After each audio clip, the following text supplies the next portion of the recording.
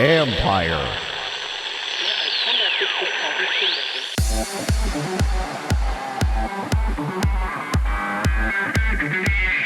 It's Derby week, and one day you'll take a 360 ride with the best of the best. We shot this race, and now we activated all the big events. So basically, you put the goggles on, look around. You can look just like VR, and you are in the race. And you see everything now.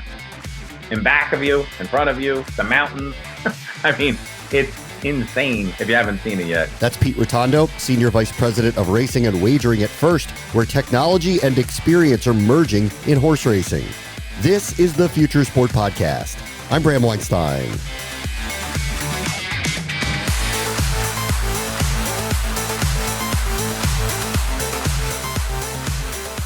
There's a lot of technology that should help modernize horse racing, from social media, gaming, and gambling, and now AI, which may make handicapping a far less difficult onboarding experience for new players.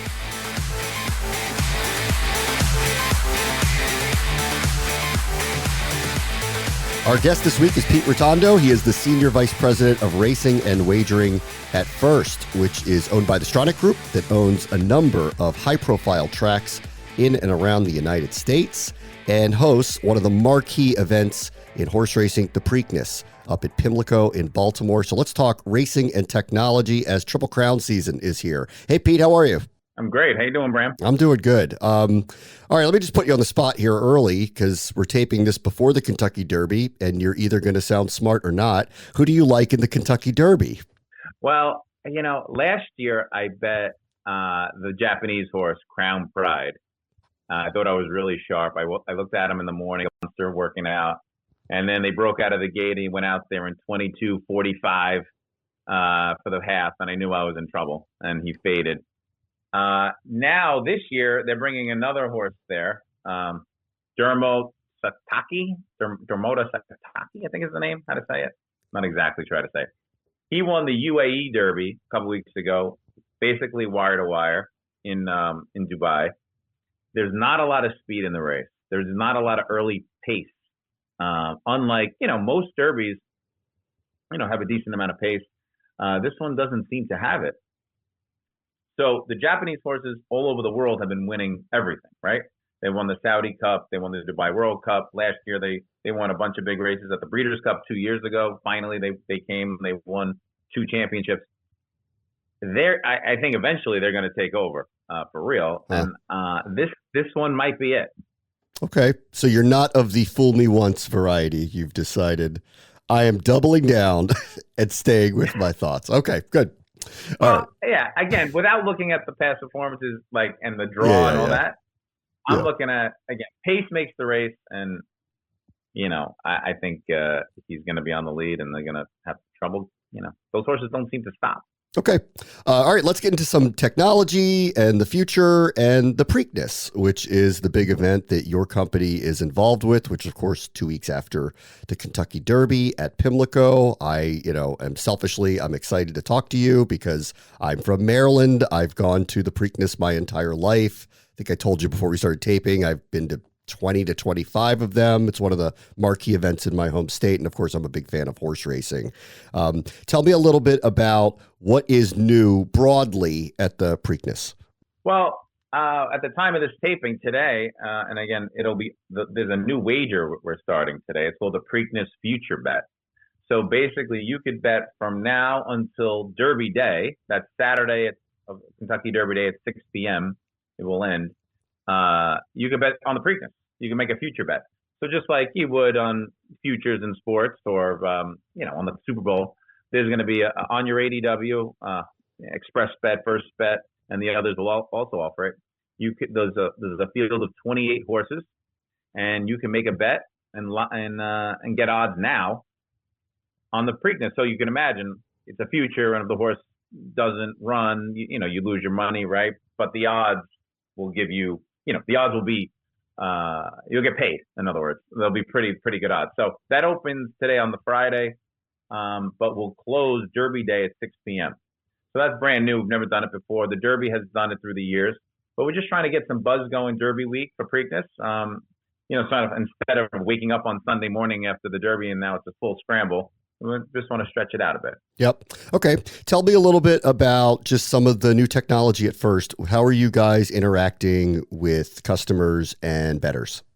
So, I mean, the last couple of years, the First Bet app, firstbet.com, they have an actual AI offering, that gives picks. Huh. And obviously, with the button, then they're the only one that does it, right? So we're the only one with First Bet. Obviously, the other ADWs, when I say ADWs, I mean, TVG, Twin Spires, the other betting apps exist. They work great. But this AI offering is exclusive to First Bet. And now with the buzz, obviously, in the world with AI is through the roof, we've been a bit of ahead of the curve. For an example, last year at the Preakness, on the NBC telecast, we showed a virtual race the way the AI broke it down. Huh. And they hit the cold exacta with early voting at 5-1 on top over Epicenter. That's wild. So it's funny, as you view this, and you're someone like me that has enjoyed betting on the races for a long time, do you see this maybe altering handicapping in perpetuity? Yeah, I mean, I would look at it as yet another tool, right? I mean, listen, I think there's going to be the old school way of handicapping, like probably you and I do it with the racing form. I mean, I look at formulator facts and use that technology to try to find angles and trips and all this. But at the end of the day, I feel like the AI is going to break it down for you. So it's like you put into your system there what you think is important, the way you handicap, and it'll just spit it out. I think it's going to help with speed for sure, like as far as how quickly you can make a bet and with a click of a button. But yeah, I think it'll alter. I mean, it's going to alter everything. I think it's going to help. I think it'll help the hardcore old school guys if they just will embrace technology a little, because the idea is, just stick it in the system and let it punch it out. But this is always, and you know this because it's about education of a younger generation to get interested in the sport, that there's this constant struggle to go, this is fun, read all the numbers, it's all in front of you. But it does take some work, and you're going to have to kind of learn what your preferences are and study it, kind of conclusion. And when you're right, there's nothing like being right in this sport. This could cut corners, but at the same time, it feels like really open that door to a younger generation that might be interested, but doesn't want to buy the paper and sit on a bench for a half an hour trying to figure out who to pick. You're exactly right. And in fact, if you go to First Bet, if you go to the app, there's this handicapping factors is a drop down, and there's basically a quick description of what each one is, from early speed to win percentage of jockey and trainer. You click which ones you think are important. Now, again, if you didn't know anything, let's just say, all right, well, you just use some common sense, like, well, I think it's important that the jockey wins at a high percentage. Again, it might not be common sense, but I'm saying as far as what you might think is relevant, click a couple, and then it will spit out the picks for you based on those 3 or 4 factors that you think are important. And that's just sitting in the app with a couple of clicks. So yeah, I think that's a way. And then it'll be like, let's say, to your point, if you win, and there's nothing like winning, especially when you first go to the racetrack, because you feel like this is the greatest thing in the world, right? The idea is then maybe you want to learn more about it, and then you could dive into it. But it is, the way it's built right now, it's really simple. Just a couple of clicks and we'll spit out some AI information. But the example you gave that NBC used, where they actually literally AI mapped out the race, which there are some companies obviously in horse racing that do this professionally and try to provide that information to people. Do you think that level of AI technology is going to be available to everyday bettors? Yeah, I mean, it's technically available now. I guess it's available at the end of it, like the rainbow, right? It'll tell you who they think is going to win. It's not available where they're going to show you how the race gets mapped out easily. But yeah, I mean, to me, that's the future, right? I mean, that's the idea, especially, if the guys that are working on the super tech, very technologically advanced, obviously, we're out of my realm as far as that goes. I'm like an old school handicapper, but the idea is that they're trying to get people involved like me to like give feedback, right? To help Yes. build these machines. So yeah, I mean, I think it'll be totally available for everybody. It's just a matter of time. It is one of these things, though. Like, I'll believe it when I see it. It's like I've seen a million technologies that's going to explain what stock would go up and down in the stock market, and that has yet to happen. And I'm still now waiting for someone to show me the actual formula that will tell me on a regular basis which horse will win a single race. Well, I hear you. I mean, if that was the case, then everyone would win and it would never happen, right? I think everybody has and I think that's what the magic of racing is, right? As far as handicapping, is everyone has their own angle. So it exists now on the app where you could pick what you think might be important. Click those buttons and then just spit out a pick. If you pick different factors, it will tell you a different pick. It's really at the end of the day, they want to give you it's in your hands. You just have to manipulate it yourself. All right, let me ask you broadly about all the legalization of sports gambling over the last few years.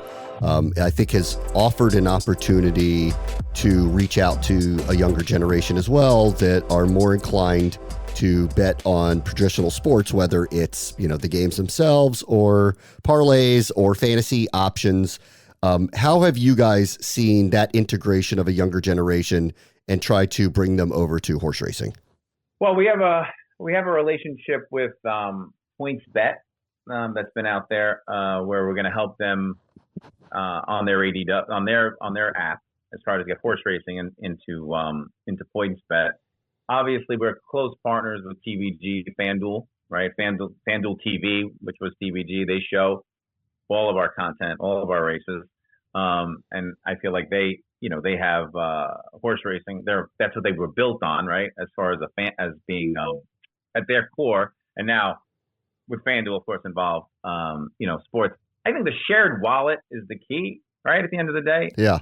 As you know, right now I'm in New York on my FanDuel sports betting app. I have to click a couple of buttons, and then eventually gets back to horse racing. It needs to be like NBA, NFL, horse racing, right? On the one app. I mean, and I think that's ultimately where it's got to go, because then it'll just be easy for the consumer instead of getting out of that app and have to open up another one just to make a bet on horse racing. Doesn't seem to make sense. So okay. I think the future is shared wallet. Okay. So why do you think that's not happening right now? That seems like a simple fix. I think everybody's working on it. I mean, it's definitely at the top of the list. I'm not sure why it's not happening. It's like it's a done deal, but I know it's definitely being worked on and something that's very important to especially everybody in racing. Okay. Just give me a sense of what you guys are thinking about 2, 3, 5 years from now, how you want to interact with your customers. Well, I think, one of the things we're working on right now is, so very simply, let's just talk about morning workouts, right? Yeah. Right now, with all due respect to the clockers out there, right? I mean, there's some old men out there with stopwatches. Right? Yeah. Waiting. I mean, just the reality. And maybe some older women as well. But the bottom line, or some younger women, but the bottom line, they're out there waiting to see when a horse breaks off on his gallop and his workout, and then, starts the clock and sticks it. Like, it's 2023, right? We need some automated workouts in the morning, right? Yeah. And we're working on that. We're working on that with some companies out there where there'll be a chip in the saddle and it'll be all automatic. And then we'll have data from there, just like the NFL does with, the trajectory of the ball and the speed that they have in the helmet. Same sort of thing. Yeah, we're working on that. I think that changes a lot. I mean, that amount of data is available regularly to this generation that, consumes data the way they do.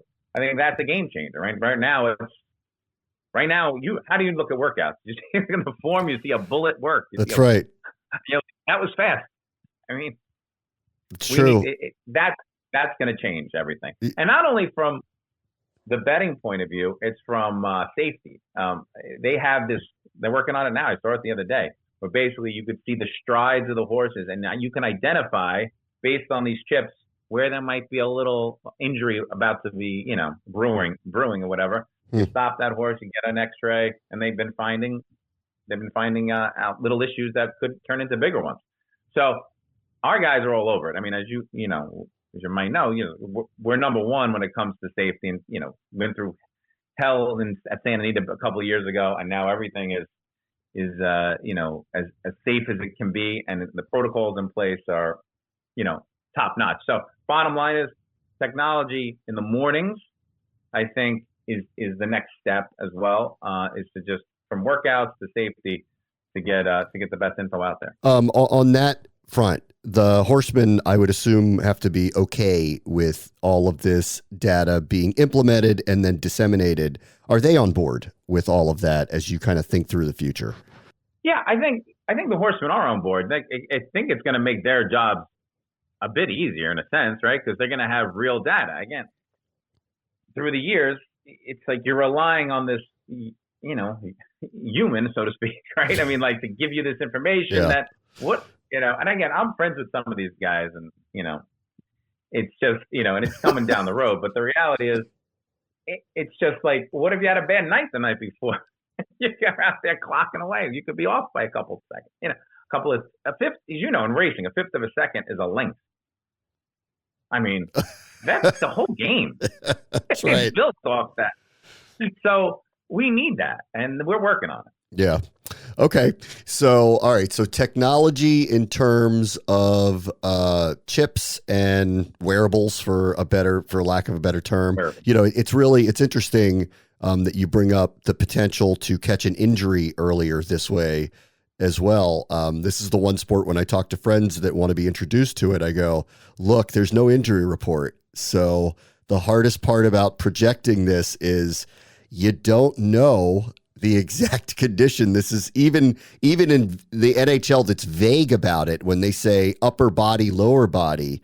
Right. You're never going to know that here. And that is always something that I think has been difficult to kind of navigate if you're into the sport, for sure. Yeah, no doubt. You're 100%. And the idea but then you have to rely on the vets and what we have in place. Yeah. We have a team of veterinarians that are looking at these horses, with a fine, tooth comb. That doesn't mean everything's always going to be perfect, but at least if you're coming to the, Preakness, you're going to know that the horses have been looked over multiple times, not only in the morning before the race, on the way to the gate, in the paddock. It's just they're not getting in the gate without many eyeballs on them. I guess I would say the one other thing. Technology is jockey cam, right? Mm-hmm. It exists. We're good partners with those guys from England. The goal with that, simple. At the end of in a couple of years, we want every jockey to have it on, and we want you at home to be able to ride your horse in a race. That to me, that's, again, I hate the word game changer, right? But that's what it is. I could bet on a horse, and I could be Mike Smith and ride him. Yes, looking around. It's next level. So yeah, that's something that we're working on, because right now they can only do 2 live cameras. The goal is, of course, like 12. Yeah. And let me ask you about that one real quickly too, because obviously I've seen it and it's cool. Like when you see it implemented, there is a perspective issue though with it. Have you guys kind of looked at trying to either broaden the perspective from the jockey's point of view so that you get maybe a broader viewpoint? Because obviously the camera can never replicate the eyeballs. So how do you guys kind of think through the presentation there, if there is a thought process with it? Yeah, there is. So I'll send you a link after we're done. Basically, we did a virtual 360 race at Santa Anita. It was one of the mornings. We did it down the 6.5 furlong, down the hill turf course. We had 8 jockeys, 8 horses, and they were wearing the 360 camera, which Jockey Cam has built. Right, it's a little bigger than the one they wear now. The goal, they got to get it smaller and tighter. Right. But basically, we shot this race. And now we activated all the big events. So basically, you put the goggles on, look around. You can look just like VR, and you are in the race. And you see everything now. In back of you, in front of you, the mountains. I mean, it's insane. If you haven't seen it yet, you have to try it. And you'll see it at major events. That's the long-term goal, right? If they all had that on, you could literally then, you don't need the goggles for real. I mean, you can watch it on you can watch it on your app or whatever. But with the goggles, it's next level. But yeah, then you could see everything. Literally, you look up, look down. I'll send it to you, and you can take a look. But it's wild. It's very cool.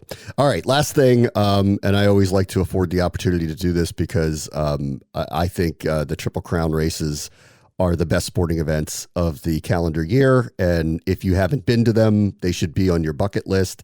But I guess you could talk maybe specifically about the Preakness. What do you want to tell people who might be first timers coming to Pimlico and checking out the second jewel of the Triple Crown?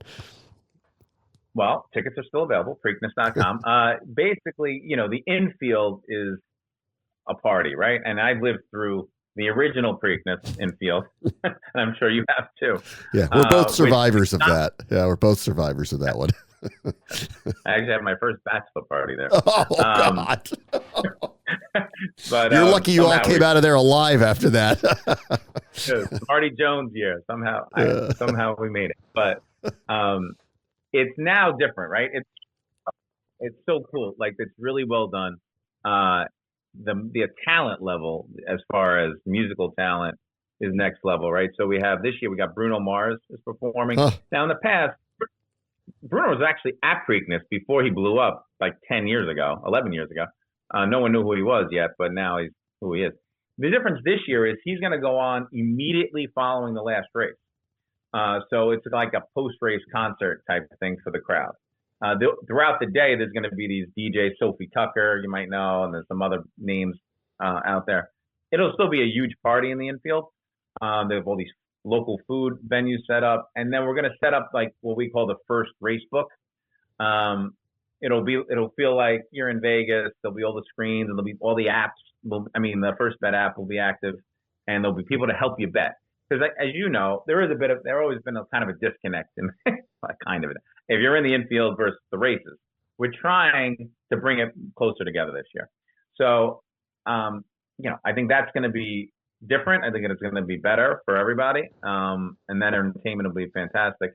And then, of course, if you're turf terrace and, those seats out there right on the infield side overlooking the track, the horses are so close. They run right by you, which I don't know of another place like that. I think, we got 2 days, obviously Black Eyed Susan on the Friday, and then Preakness Day on Saturday, May 19th and 20th. Pete Rotondo is the Senior Vice President of Racing and Wagering at First. Thank you so much for joining us. Thanks, Bram. I appreciate it. On the next Future Sport podcast, keeping venues safe. And on average, for a sports venue, about 95% of people are going to walk through without breaking stride. So think about it. For every 100 people, 95 people are walking through right to the venue, into their seat or into the stadium to enjoy it. It's a very different process because we're ingrained in that painful wait in line. It take a long time. So it takes a minute for people to kind of shift their mindset. That's John Beyer, Vice President of Sports with Evolve Technologies, who is bringing cutting-edge safety measures to sporting events. That will do it for this episode. As always, the future is now. This is the Future Sport Podcast. I'm Bram Weinstein.